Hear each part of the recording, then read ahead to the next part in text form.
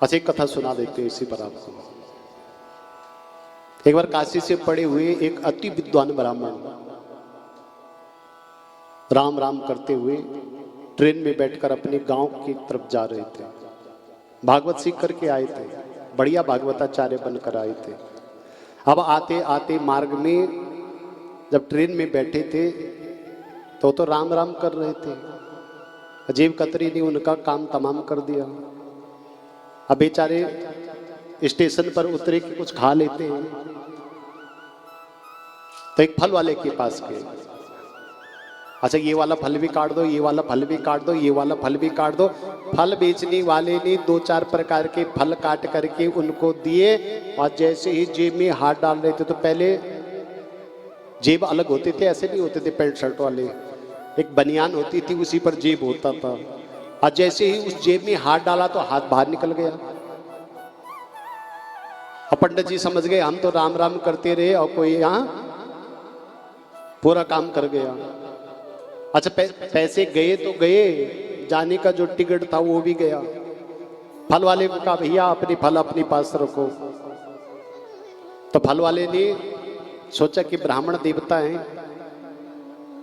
जेब कट गई कोई बात नहीं, अब फल भी कट गए हमारे तो कोई लेगा तो नहीं, तो ब्राह्मण देवता अभी हमारी तरफ से आप पा लीजिए। ट्रेन में आए और अपनी भागवत की पोथी को पकड़ा, उतर गए। क्यों? आगे जाने का टिकट नहीं था। दूर एक गांव दिखाई दिया, 3-4 किलोमीटर दूर पर एक गांव था। अब पहुंच गए उस गांव में।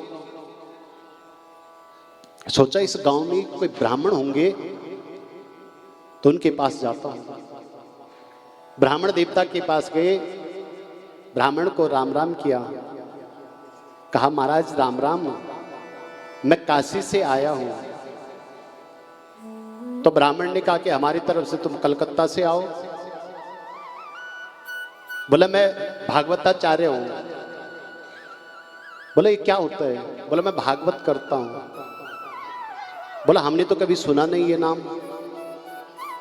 अब वो ब्राह्मण देवता जो काशी से पढ़ करके आए थे, उन्होंने कहा कि जब ब्राह्मण को ही पता नहीं तो गांव में किसको पता होगा फिर? अच्छा तो महाराज एक काम करो, गांव के चौधरी साहब से बोल करके भागवत करवा दीजिए। ब्राह्मण ने सोचा भागवत होगा तो कुछ चढ़ावा आएगा मेरे पास, मेरा किराया बन जाएगा तो मैं अपना चला जाऊंगा। अब ब्राह्मण देवता ने कहा नहीं नहीं, हमारे जो चौधरी साहब हैं वो इन बेकार की बातों में जाते नहीं। बोला महाराज बेकार की बातें नहीं, इससे मुक्ति मिलती है। अरे सारी कामनाएं पूर्ति होती हैं। यम यम चिंतते कामम, जिस जिस की कामना करोगे वो फल मिलता है। आप जाकर के चौधरी साहब से बोलो तो सही। अरे ब्राह्मण होकर के ब्राह्मण की मदद नहीं कर रहे हो आप। आपको तो ब्राह्मण होकर के मदद करनी चाहिए। जब बहुत कहा तो जो गांव के पंडित जी थे वो गए चौधरी साहब के पास और चौधरी साहब से कहने लगे कि महाराज वैसे सुना तो नहीं हमने, पर कोई पंडित जी आए हैं, कह रहे हैं हम काशी से आए हैं और कहते हैं कि मैं भागवत करना चाहता हूं। आप चौधरी साहब बोले भागवत हम नहीं जानते, न कभी सुना, न कभी करवाई, न कभी देखा। तो उनके जो पोते थे, 3-4 पोते, उन्होंने सोचा कोई खेल होता होगा भागवत। अब जैसे ही चौधरी साहब ने पंडित जी को कहा कि भागवत हम नहीं जानते, जाकर उनको मना कर दो। अब बच्चे रोने लगे कि हम भागवत देखेंगे, हम भागवत देखेंगे, हम भागवत देखेंगे। अब पंडित जी महाराज भागवत देखने की चीज है या सुनने की चीज है?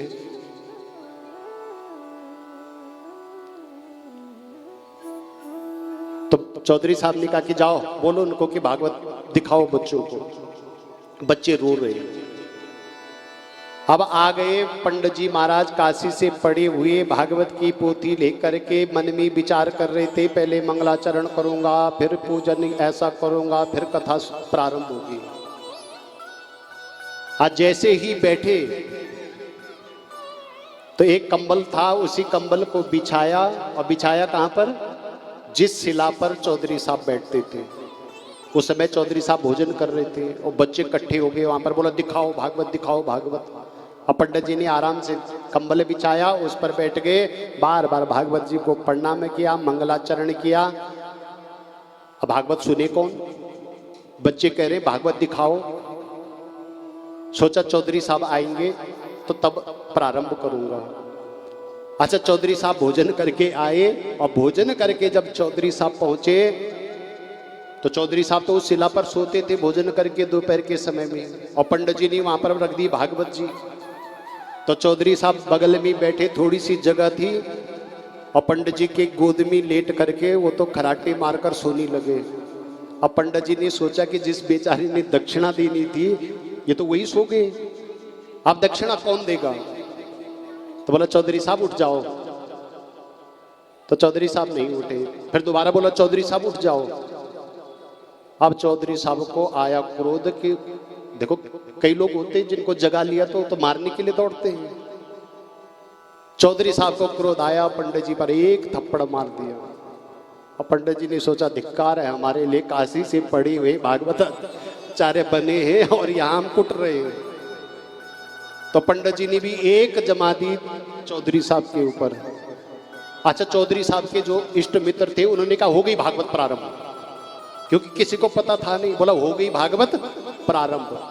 अब दोनों में गुत्थम गुत्था होने लगी, और इतनी गुत्थम गुत्था हुई, कभी चौधरी साहब ऊपर, कभी पंडित जी ऊपर, और गुत्थम गुत्था होकर के जो अन्न का भंडार था, एक गड्ढा सा होता है जिसमें अन्न रखा जाता है, और लड़ते भिड़ते दोनों के दोनों पड़ गए उसमें, किसमें? उस गड्ढे में। अच्छा, छोड़ा कोई नहीं रहा है। क्यों? बोला देखो भागवत चढ़ गई, भागवत हो रही है, भागवत हो रही है। और सब प्रसन्न हो रहे कि देखो कितनी सुंदर भागवत, अरे आज तक देखी नहीं ऐसी भागवत होती है। अब पंडित जी थे जवान, चौधरी साहब थे वृद्ध, और पंडित जी ने खूब कुटाई कर दी, किसकी? चौधरी साहब की। अब चौधरी साहब सोच रहे कोई बचाने भी नहीं आ रहा है, तो बचाने कौन आएगा? तो उनकी धर्म पत्नी, हे भागवत मैया, हे भागवत मैया, अब शांत हो जा, मेरे स्वामी के प्राण बचा दे। अब पंडित जी समझ गए किसी को पता नहीं है, तो पंडित जी ने कहा नहीं, जो हुंकार भरी। तो बोला महाराज क्या चाहते हैं?